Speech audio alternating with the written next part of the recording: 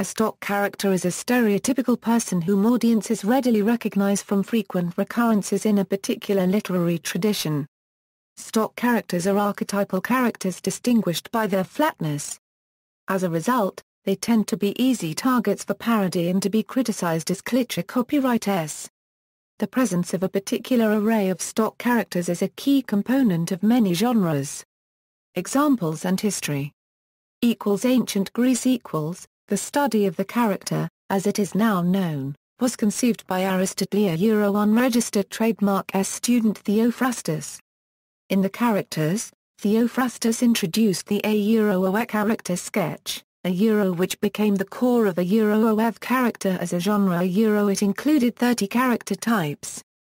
Each type is said to be an illustration of an individual who represents a group, characterized by his most prominent trait. The Theophrastan types are as follows. It is unclear from where Theophrastus derived these types, but many strongly resemble those from Aristotle's Nicomachean Ethics. Despite the fact that Theophrastus sought to portray character types and not individuals, some of the sketches may have been drawn from observations of actual persons in Athenian public life. Although the preface of the work implies the intention to catalogue a human nature, associate ed with all sorts and conditions of men and contrast, ed in minute detail the good and bad among them, many other possible types are left unrepresented. These omissions are especially noticeable because each of the 30 characters represents a negative trait. Some scholars have therefore suspected that another half of the work, covering the positive types, once existed. This preface, however, is certainly fictitious, that is added in later times, and cannot therefore be a source of any allegation. Nowadays many scholars also believe that the definitions found in the beginning of each sketch are later additions. New comedy.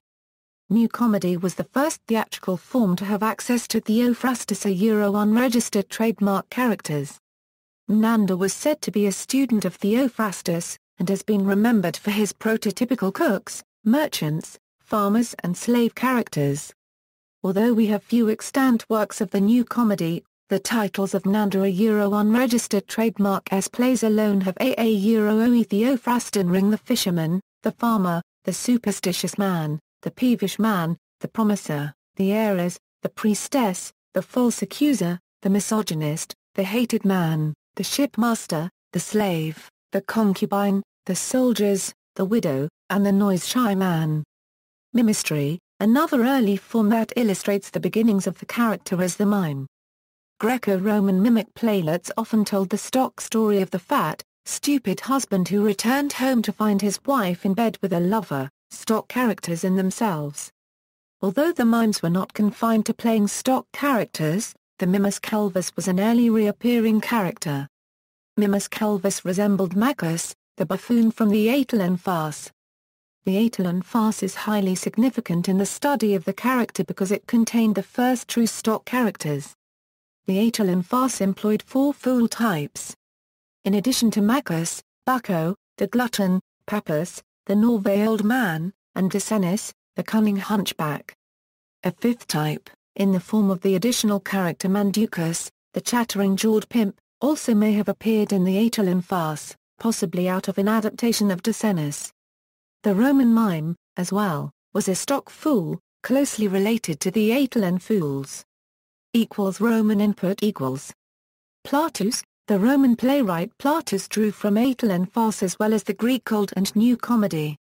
He expanded the 4 types of Attilan farce to 8, old man, probably a miser, senex iritus, young man in love, possibly the miser's son, who rebels against authority, adulus and zamator, clever or cunning slave, servus cauladus, stupid slave, servus stultus, hanger-on or flatterer, parasitus, courtesan, meretrix, slave dealer or pimp, lino, braggart soldier, miles gloriosus note. Swaggering soldier, Plautus unregistered trademark fool was either the slave or the parasite. Lautius, in revision of Theophrastus, Diogenes Lautius published ethical characters, sparking interest in 2 lines of study. The first is that of the character book.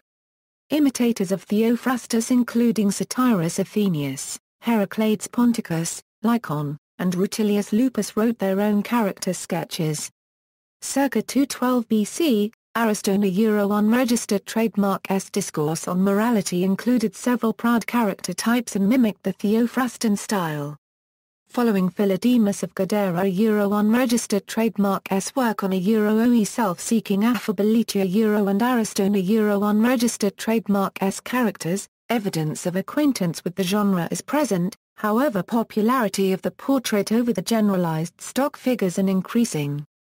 This may explain the gap of time from the beginning of the Common Era to the 16th century marked by an absence of character sketching. The second field is the study of nomenclature. As the character rose as a literary genre, many terms were coined in attempt to place labels on the new subject. The translation Theophrastus unregistered trademark title is based on the terms charasin and character, associated with the stamping of an impression.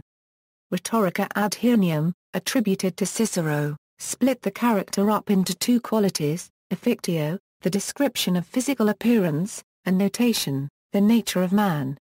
Later in his De Invention, Cicero divided the character, or conformation as he called it, into 11 points: name, nature, way of life, fortune, physical appearance, passions, interests, reasons for doing things, oneo unregistered trademark S deeds, what happens to one, oneo unregistered trademark S discourses.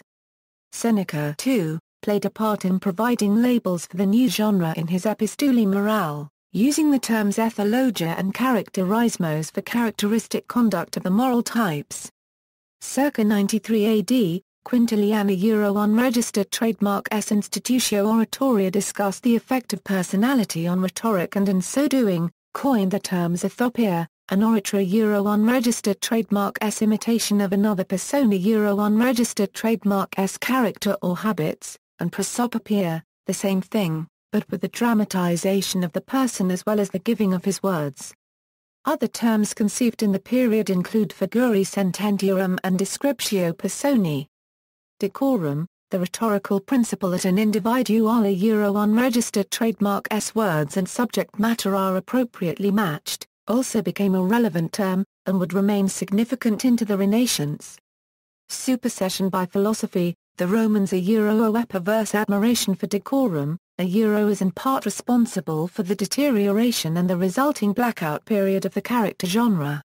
During this blackout, the character smouldered under the philosophies of such men as Horace. In the Ars Poetica, Horace drew pictures of typical men at various ages, from childhood to old age. Horace unregistered trademark S belief that what is typical of a class should be observable in the individual. Was illustrated in his epistles classifying Achilles as a man of rage and love, Paris an impractical lover, and Ulysses the model of virtue and wisdom. Others, such as Hermogenes, Athenaeus, and Procyon, shared this belief and sought to explore the workings of human nature. Other countries stock characters also feature heavily in the comic traditions of Kaigen in Japan and Commedia dell'arte in Italy. In the latter they are known as tpifici. Academic analysis, according to E. Graham McKinley, there is general agreement on the importance to drama of stock characters.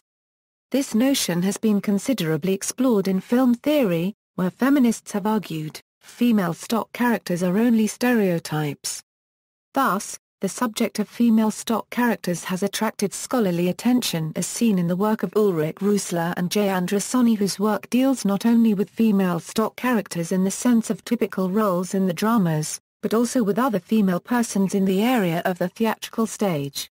Andrew Griffin, Helen Ostovich, and Holger Schotzim explain further that female stock characters also permit a close level of audience identification.